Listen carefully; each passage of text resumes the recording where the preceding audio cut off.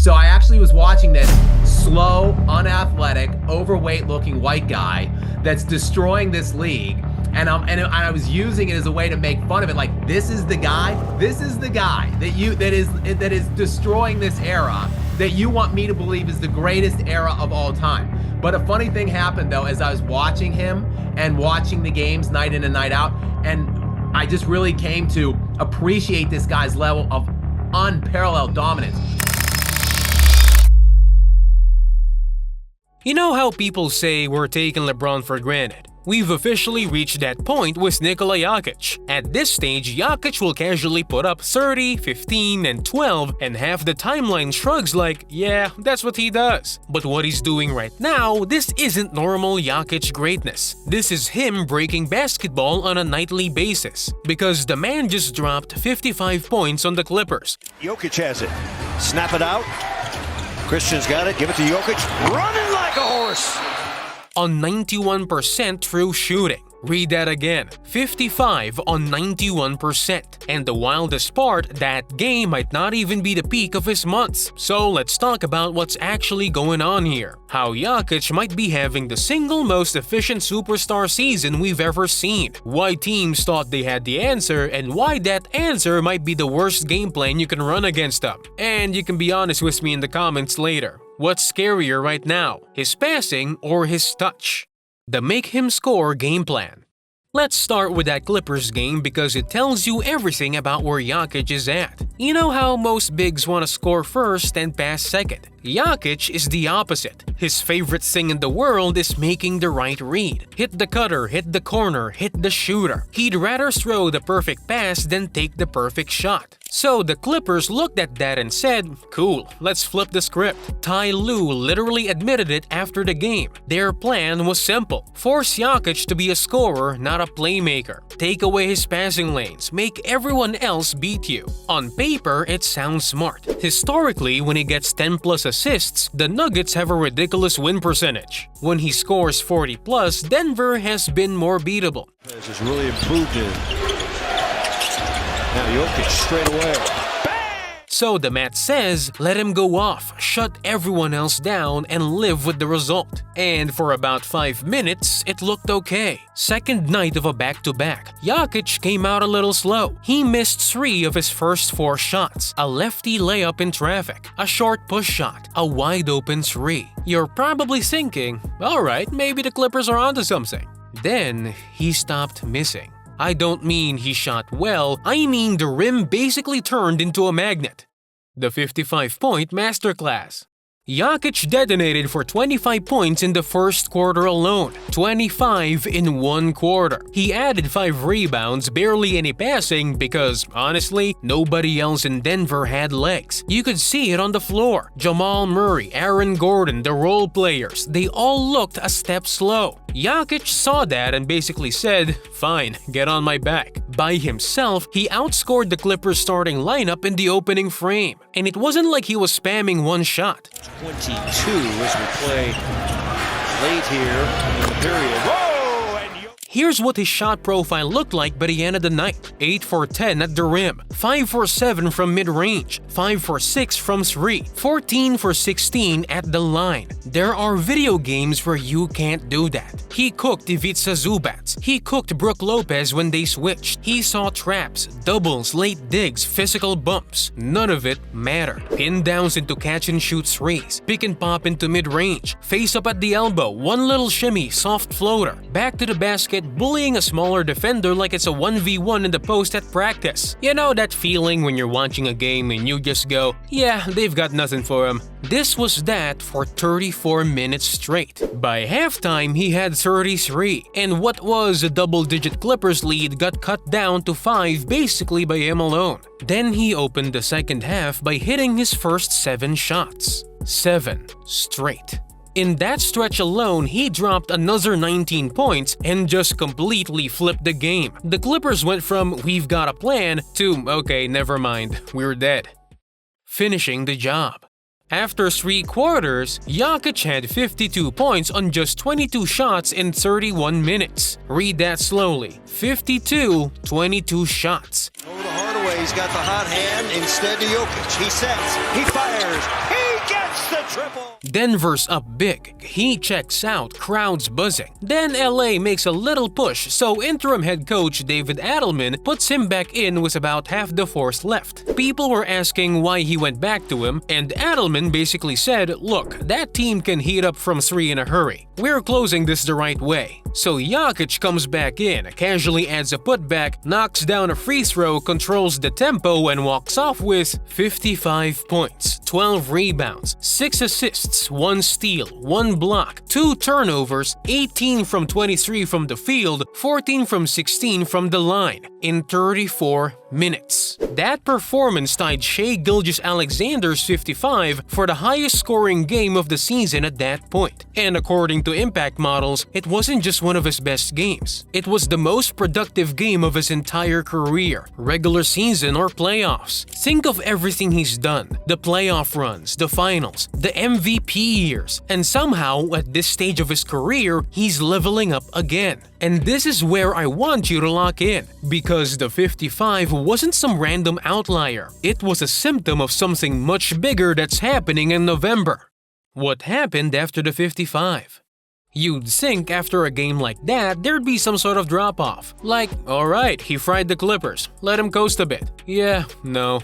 The next game against Sacramento, he puts up 35 points, 15 rebounds, and 7 assists on 84% shooting. 84% on volume. Denver wins 122-108, and it almost feels routine. Then he goes into Minnesota. You know, the best defense in the league type team, elite size everywhere. He responds with 27 points, 12 rebounds, 11 assists. Triple-double. Efficiency still elite. Denver wins 123-112. Then against Chicago, he goes full madness mode again. 36 points, 18 rebounds, 13 assists. Cam Johnson back to Jokic.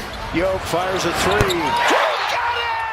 A 36-18-13 triple-double. They barely lose 130-127, and somehow the storyline is about the Bulls getting a feel-good win, while Jokic quietly posts a line you'd frame on your wall. Next game, New Orleans. Another 28-11-12 triple-double on efficient shooting in a 125-118 win. Then Houston. 34 points, 10 rebounds, 9 assists in a 112-109 nail-biter. Clutch free throws down the stretch, taken over when it matters. Jamal Murray adds 26 and 10, and you're watching thinking this is a cheat code of a duo when they're both locked in. Then Sacramento again. He drops 44 and 13. Denver loses 128-123 because the Kings get a nuclear fourth quarter from Westbrook, who scores 15 of his 21 in the final frame. And we're back to the same pattern. The Nuggets might lose, but Jokic is the best player on the floor by a mile. You see the theme here? Even in the losses, he's ridiculous. Against Memphis, Jokic didn't chase the spotlight. He controlled it. He finished with 17 points, 10 rebounds, and an absurd 16 assists, securing his 10th triple-double of the season, while barely looking like he broke rhythm. He said, I tried to talk to the other official. He said no. Jokic. Got it! Denver led most of the way, and with Memphis pushing late, Jokic casually hit a half-court buzzer beater to close the third quarter, then topped it with the play of the night. Isolated at the top of the key, shot clock dying, double coming. He pivoted, turned his back, and fired a left-handed behind-the-back bounce pass to a cutting Peyton Watson for a game-sealing layup. You're watching history and missing it.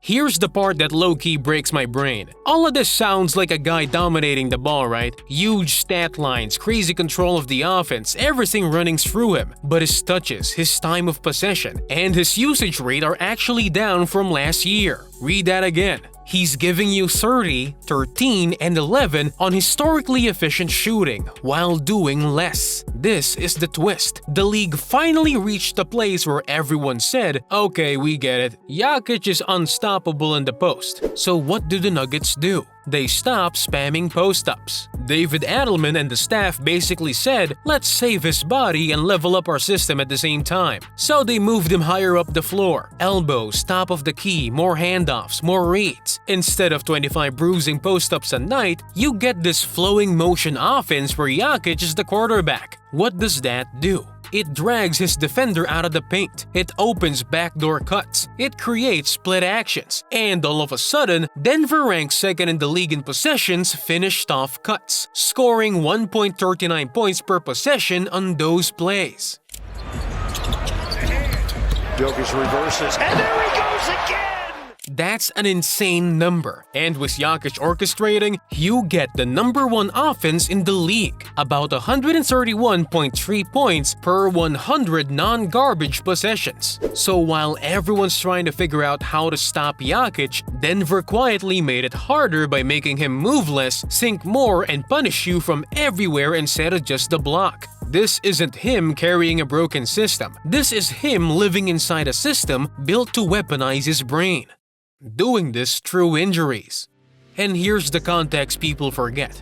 Denver's doing this run while missing key guys. Aaron Gordon has been in and out with a right hamstring injury. Cam Johnson picked up a right arm injury against Sacramento. Rotations have been shuffled. Lineups tweaked on the fly. Yet through all that, they go 9-2 in November, 13-4 on the season. Why? Because every night they know, if Jokic is out there, the offense is gonna function at an elite level. Jamal Murray's been big too. There are nights when he looks like the best second option in the league. But the foundation is clear. You can plug in different role players, different lineups, different looks. Jokic stays the constant.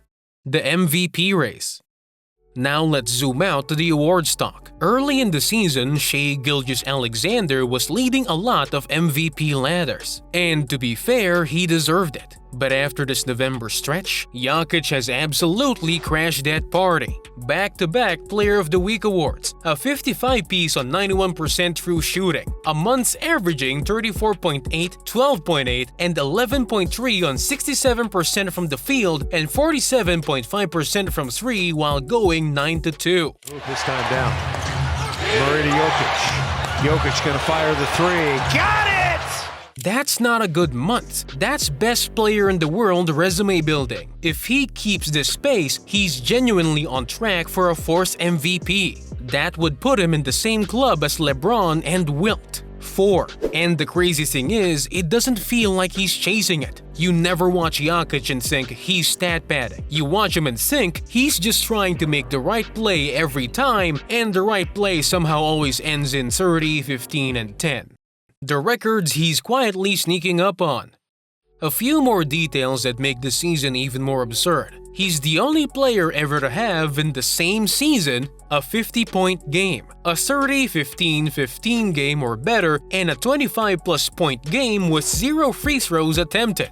That alone would be a legendary career for most guys. He did all of it within 2 weeks in November. His 74.2% true shooting is on pace to rewrite the record books for high-usage players. Robert Williams once hit 74.5% in a season, but that was almost all dunks and layups. Jokic is getting there while taking nearly a dozen twos a game from everywhere and mixing in threes. He's not gaming the system, he's bending it until it snaps. Why teams still have no answer. Here's the bottom line, there's no good way to guard him. Send help early, he'll punish you with passers and Denver's motion offense. Stay home on shooters, he'll score 55 and barely break a sweat. You try to rough him up physically, he doesn't complain, doesn't speed up. He just adds 2 more pivots and still gets a clean look. You try to tire him out, he plays like he's walking through a park.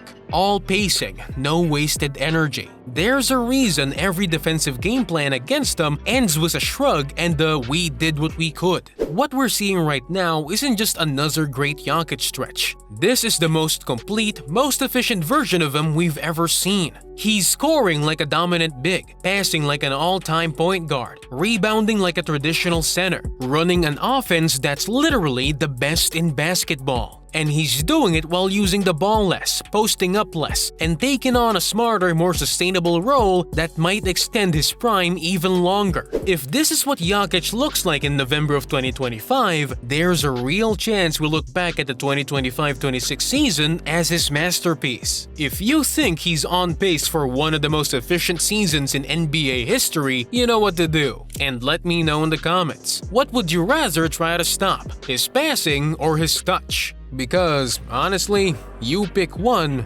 he'll beat you with the other.